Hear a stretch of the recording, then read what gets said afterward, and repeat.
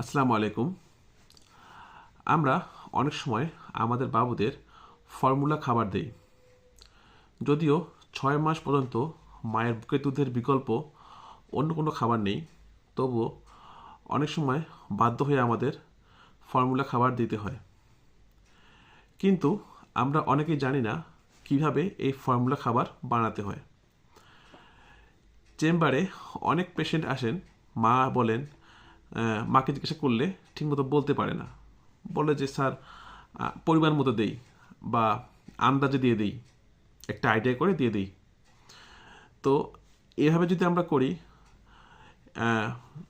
যদি পানি বেশি দেই বা দুধ বেশি দেই বা পানি কম দিই, দুধ কম দিই, এক্ষেত্রে আমাদের বাবুদের পুষ্টির সমস্যা হতে পারে।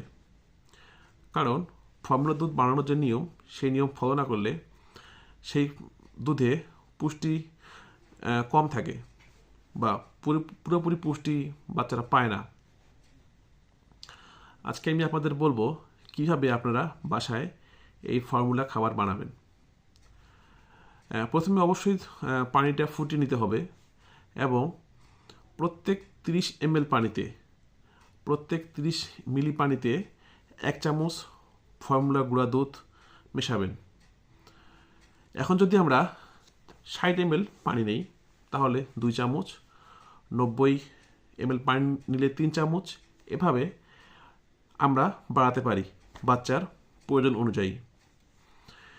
আমরা যদি এভাবে এই নিয়ম ফলো করি, তাহলে আমাদের বাবুরা সঠিক পুষ্টিটা পাবে। যদিও মায়ের দুধের মতো এটা হয় না, কখনো হবেও না। চেষ্টা করবেন খুব বাধ্য না হয়ে ফর্মুলা খাবার না দিতে। যদি একান্তই কোনো উপায় না থাকে, তাহলেই ফর্মুলা খাবার দিবেন। ধন্যবাদ।